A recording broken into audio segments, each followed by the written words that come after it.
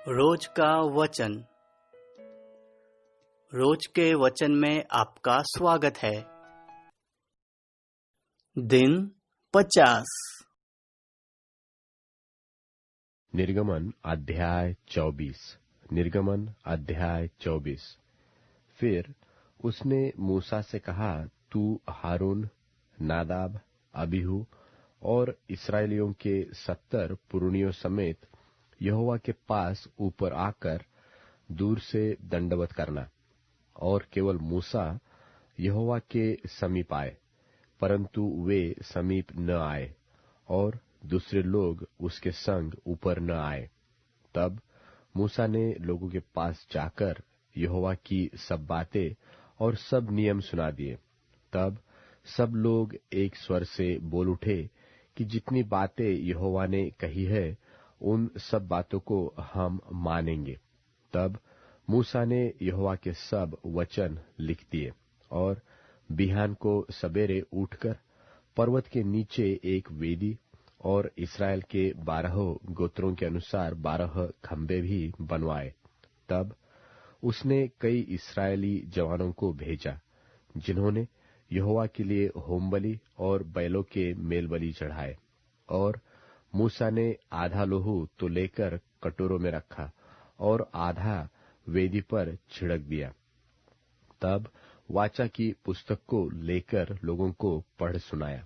उसे सुनकर उन्होंने कहा, जो कुछ यहोवा ने कहा है उस सब को हम करेंगे और उसकी आज्ञा मानेंगे।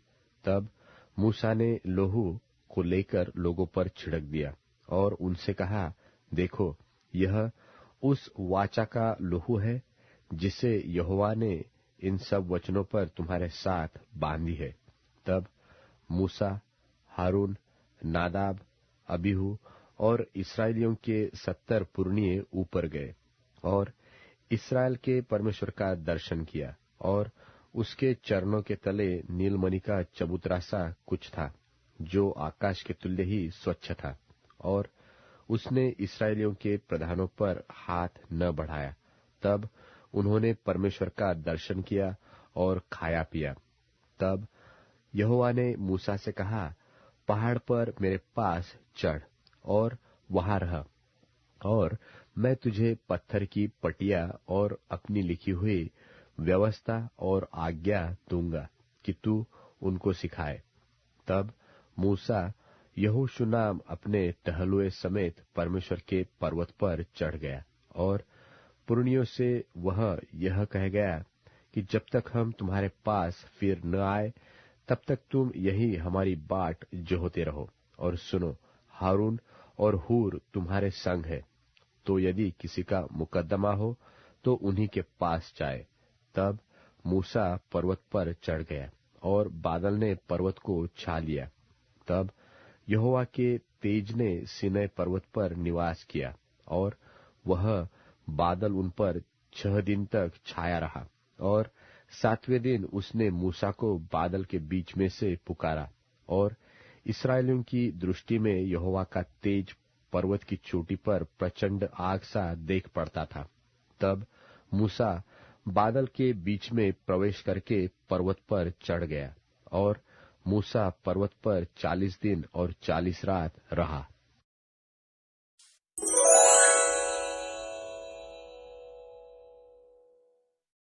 निर्गमन अध्याय 25।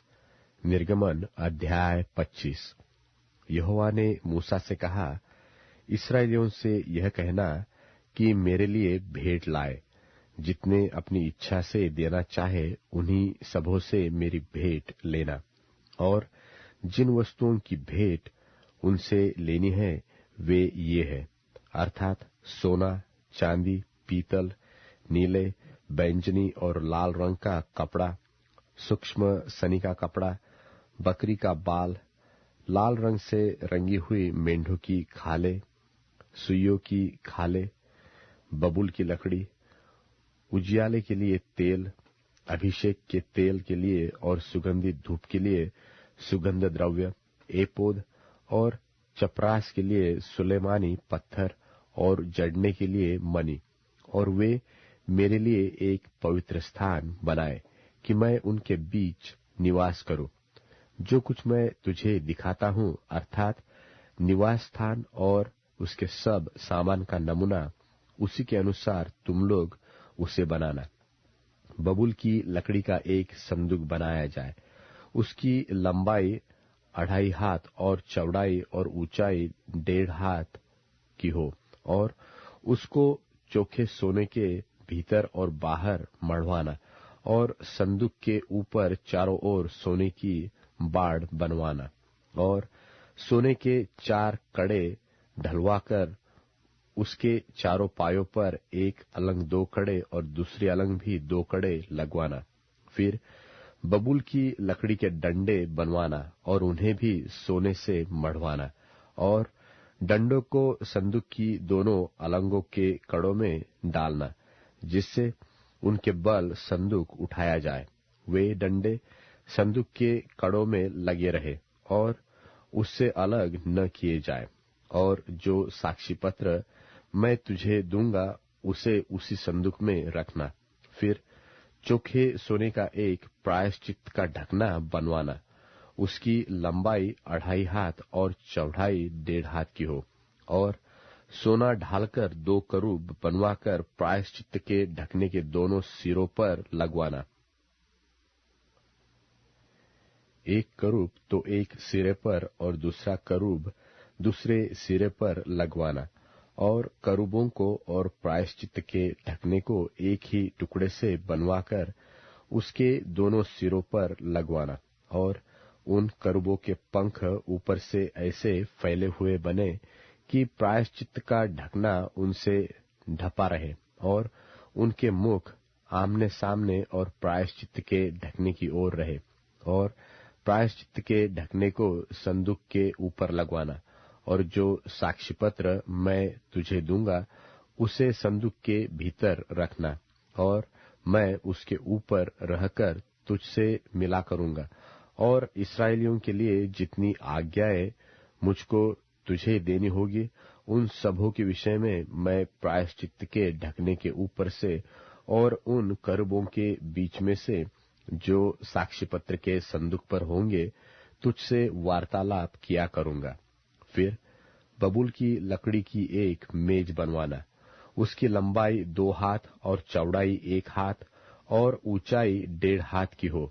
उसे चोखे सोने से मढ़वाना, और उसके चारों ओर सोने की एक बाड़ बनवाना, और उसके चारों ओर 4 अंगुल चौड़ी एक पटरी बनवाना, और इस पटरी के चारों ओर सोने की एक बाड़ बनवाना, और सोने के 4 कड़े बनवाकर मेज के उन चारों कोनों में लगवाना, जो उसके चारों पायों में होंगे।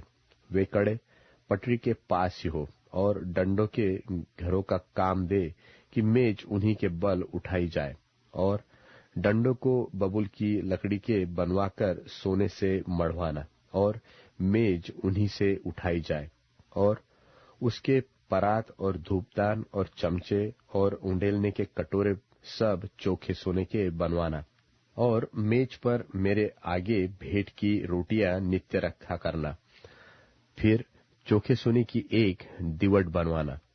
सोना ढलवाकर वह दीवट पाए और डंडी सहित बनाया जाए। उसके पुष्पकोश, गांठ और फूल सब एक ही टुकड़े के बने, और उसकी अलंगों से 6 डालियां निकले। 3 डालियां तो दीवट की एक अलंग से और 3 डालियां उसकी दूसरी अलंग से निकली हुई हो।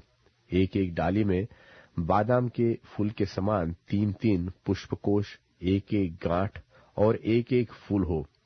दीवट से निकली हुई 6 डालियों का यही आकार या रूप हो। और दीवट की डंडी में बादाम के फूल के समान 4 पुष्पकोण अपनी अपनी गांठ और फूल समेत हो। और दीवट से निकलती हुई 6 डालियों में से 2-2 डालियों के नीचे एक एक गांठ हो। वे दीवट समेत एक ही टुकड़े के बने हुए हो। उनकी गांठें और डालियां सब दीवट समेत एक ही टुकड़े की हो। चोखा सोना ढलवाकर पूरा दीवट एक ही टुकड़े का बनवाना। और 7 दीपक बनवाना, और दीपक जलाए जाए कि वे दीवट के सामने प्रकाश दे, और उसके गुलतराश और गुलदान सब चोखे सोने के हो। वह सब इन समस्त सामान समेत किक्कार भर चोखे सोने का बने, और सावधान रहकर इन सब वस्तुओं को उसके नमूने के समान बनवाना जो तुझे इस पर्वत पर दिखाया गया है।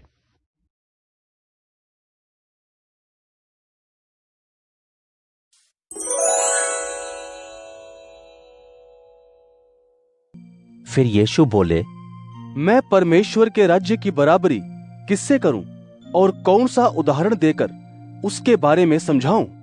परमेश्वर का राज्य राई के बीज की तरह है। बोए जाने वाले सभी बीजों में ये सबसे छोटा तो है, लेकिन उगने के बाद सभी साग सब्जियों में बड़ा हो जाता है। उसकी डालियां इतनी बड़ी हो जाती हैं कि आसमान में उड़ने वाले पक्षी आकर उसकी छाया में बसेरा करते हैं। लोगों की समझ के मुताबिक दृष्टांत देकर यीशु उन्हें सिखाया करते थे।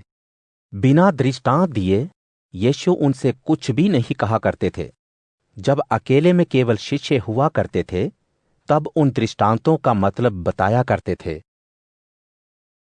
उसी शाम को यीशु ने शिष्यों से कहा, आओ हम सब उस पार चलें। भीड़ को विदा करने के बाद वे सभी यीशु के साथ एक नाव पर सवार हो गए। तभी एक तेज आंधी आने से लहरें नाव पर यहां तक टकराने लगी कि उसमें पानी भरने लगा। लेकिन यीशु स्वयं नाव के पिछले हिस्से में गद्दी पर सो रहे थे। यीशु को जगाते हुए उन लोगों ने कहा, गुरुजी, क्या आपको मालूम नहीं कि हम डूबने पर हैं? तुरंत यीशु ने उठकर आंधी को डांटते हुए समुद्र से कहा, खामोश। तभी आंधी थम गई और खामोशी छा गई। यीशु बोल उठे, तुम डर क्यों गए?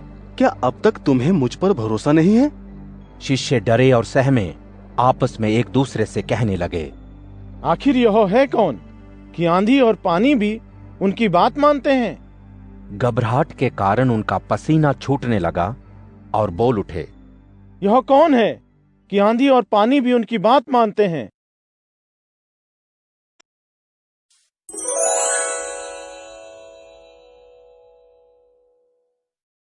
मरकुस अध्याय 5। वे सब झील के उस पार गिरासेनियों के देश में पहुंचे। जैसे ही यीशु नाव पर से उतरे, तुरंत भूत की गिरफ्त में बंधा एक आदमी यीशु से मिला जो कब्रिस्तान से निकलकर आया था। वह कब्रिस्तान में रहा करता था और कोई उसे जंजीरों से बांध कर रखने में भी कामयाब नहीं हुआ था। वह बार बार बेड़ियों और जंजीरों से बांधा जाता था, लेकिन उन्हें वो टुकड़े टुकड़े कर डालता था। वह किसी के काबू में नहीं आता था। रात दिन वो कब्रों और पहाड़ों पर चिल्लाता और अपने आप को पत्थरों से जख्मी किया करता था। दूर ही से यीशु को देखकर वो दौड़ कर आया और प्रणाम करने के बाद ऊंची आवाज से चिल्लाकर बोला, हे यीशु, परम प्रधान परमेश्वर के बेटे, आपसे मुझे कुछ लेना देना नहीं। मैं कसम से आपको कहता हूँ कि मुझे दुख ना दे। ऐसा वो इसलिए कह रहा था क्योंकि यीशु ने उससे कहा था, भूत, इस आदमी में से निकल। यीशु ने पूछा, तुम्हारा नाम क्या है? उस आदमी ने कहा, मेरा नाम सेना है, क्योंकि हम ढेर सारे हैं। वह आदमी बहुत गिड़गिड़ाया, हमें इस देश के बाहर ना भेजें। वहीं पहाड़ों पर सूअरों का एक बड़ा झुंड चर रहा था। भूतों ने यीशु से गुजारिश की, हमें सूअरों के अंदर भेज दे। यीशु ने वैसा ही किया और भूत निकलकर सूअरों के अंदर घुस गए, जिसकी वजह से तकरीबन 2000 सूअरों का झुंड बहुत तेजी से झील में जा डूब मरा। सूअरों के चरवाहे भाग खड़े हुए और गांव में खबर दी। खबर सुनते ही लोग देखने के लिए वहां आ पहुंचे। जिस आदमी में भूतों की सेना थी, उसे कपड़े पहने और पूरे होशो हवास में देखकर आए हुए लोग डर गए। घटना देखने वालों ने भूत पीड़ित व्यक्ति और सूरों का पूरा हाल बताया। उन लोगों ने यीशु से विनती की कि वह उनके गांव की सरहद के बाहर चले जाएं। भूतों से आजादी पाया हुआ आदमी यीशु के नाव पर चढ़ते वक्त विनती करने लगा कि यीशु उसे अपने साथ रहने दें, लेकिन यीशु ने उसकी ना सुनते हुए कहा, अपने घर जाकर अपने लोगों को बताओ कि तुम पर दया करके प्रभु ने तुम्हारे लिए कैसे बड़े काम किए हैं। दिकापोलिस में जाकर वह लोगों को बताने लगा कि यीशु ने उसके लिए कितने बड़े काम किए, और लोग सुनकर आश्चर्य से भर गए।